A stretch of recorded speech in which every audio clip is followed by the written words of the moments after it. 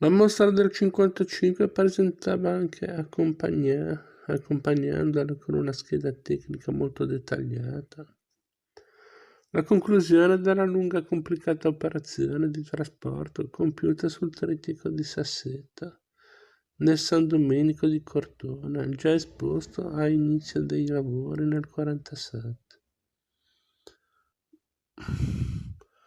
A leggere nella scheda curata dal Baldini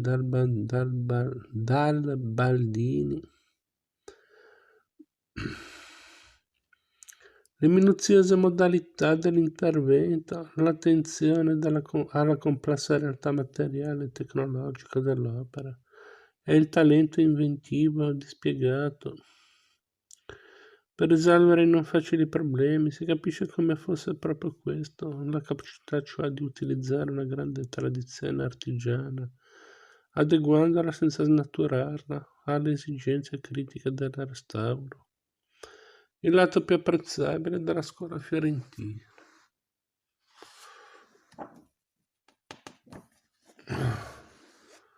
Un bel esempio in questo senso veniva offerto anche dall'inaugurazione della rinnovata Pinacoteca di Sant'Andrea ad Empoli. Nel 1956, l'anno della mostra in Palazzo Strozzi dedicata al Pontormo e al manierismo toscano. Fu anche l'anno che vide riaperto per l'allestimento di Guido Marozzi e di Umberto Baldini il piccolo museo impolese che la guerra aveva devastato e disperso. Fu l'occasione per presentare finalmente riuniti e restituiti alla loro sede storica molti importanti capolavori che già erano stati visti, spesso a restauro iniziato, nelle mostre fiorentine del primo dopoguerra o in occasioni anche più recenti, come le 2 tavole del Pontormo con i Santi Michele e Giovanni Evangelista, provenienti da San Michele a Pontormo,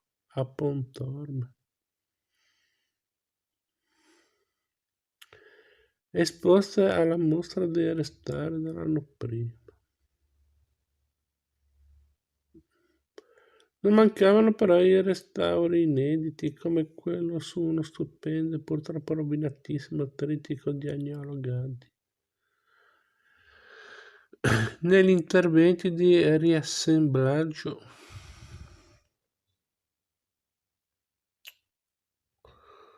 di complessi smembrati, nei quali l'abilità artigiana e il gusto tipicamente fiorentino della ricomposizione strutturale assecondavano felici scoperte filologiche.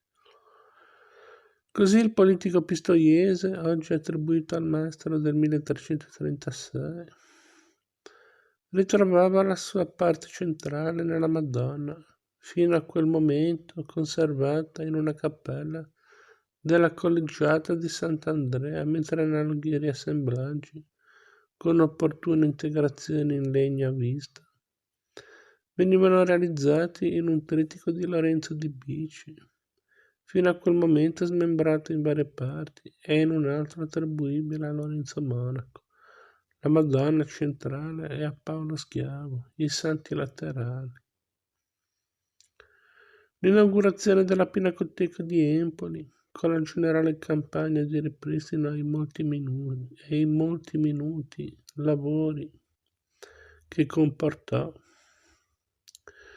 può essere citata come esempio significativo di una cultura del restauro in grado di alternare con perfetta naturalezza l'operazione sofisticata all'intervento di revisione e di manutenzione. E tutto ciò grazie anche all'ammirevole manualità di una schiera di falegnami e di doratori, Attilio Balatri, Renzo Turchi, Luciano e Raffaello Bracci, i cui nomi non compaiono spesso nei cataloghi delle mostre o negli articoli specialistici, e che tuttavia contribuirono in misura determinante a caratterizzare e qualificare il restauro fiorentino di quegli anni. Un altro importante intervento di ripristino globale post-bellico fu il riordinamento del Museo Comunale di Prato, curato da Giuseppe Marchini. Fra i molti buoni restauri realizzati in quell'occasione, occorre citare almeno quello sul Politico di Giovanni da Milano, uno dei vertici della pittura italiana del XIV secolo. Ci lavorarono fra gli altri Edo Masini e Giuseppe Rosi. Nome nuovo, quest'ultimo, nel panorama fiorentino di quegli anni, ma destinato ad emergere in un futuro molto prossimo, soprattutto nel settore degli affreschi.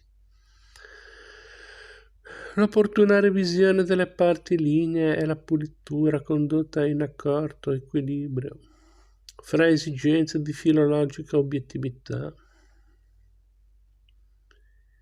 e attenzione all'unità complessiva dell'opera d'arte fanno dell'intervento sull'Ancona di Giovanni da Milano un esempio ancora apprezzabile.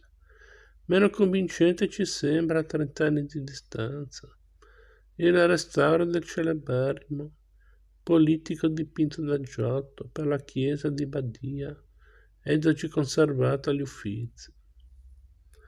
Soprattutto discutibile ci pare la rimozione dei triangoli con teste di cherubini che Jacopo d'Antonio nel 1451-52 sovrammise alla struttura cuspidata del pentittico giottesco, trasformandolo per ragioni di aggiornamento stilistico in una tavola rettangolare. Il recupero del modulo giottesco, perfettamente comprensibile anche dentro la cornice quattrocentesca,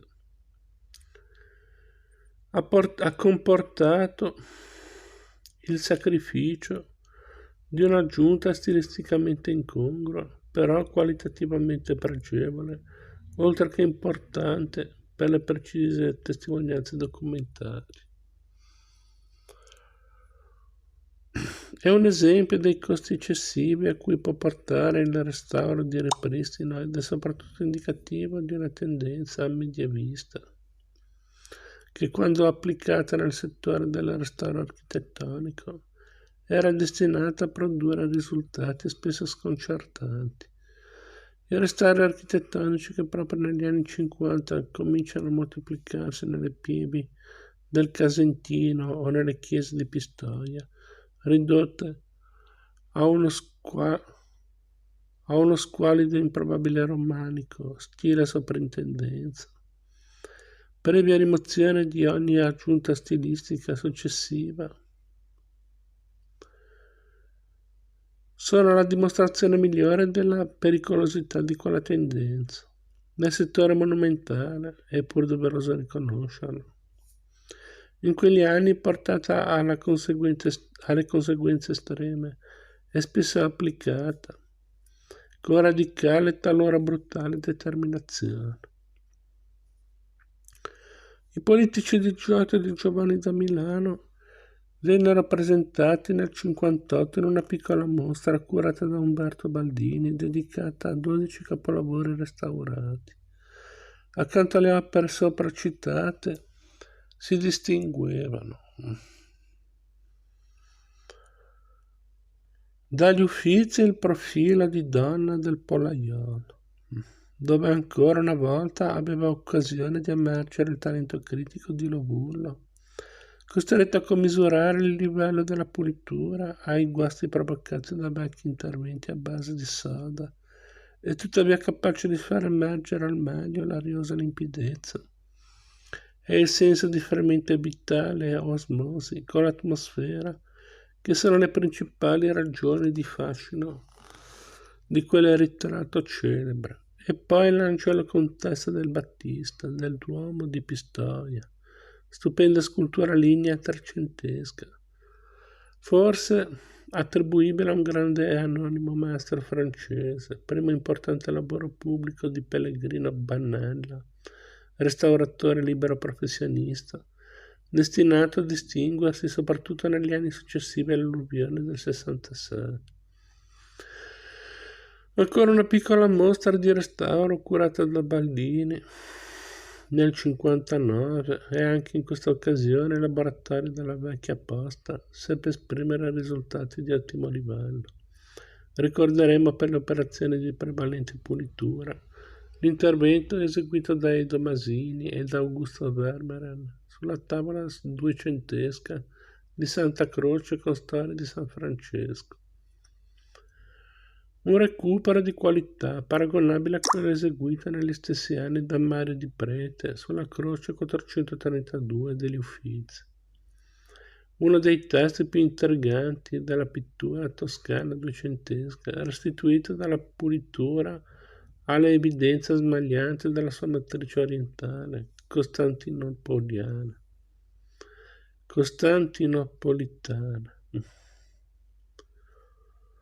Ma il risultato più brillante che la mostra del 59 potrebbe esibire era il recupero del gigantesco politico dell'Impruneta, opera uscita dall'ambiente di Niccolò di Pietro Gerini sul finire del Trecento ed eseguita da Pietro Nelli e Tommaso del Mazzo.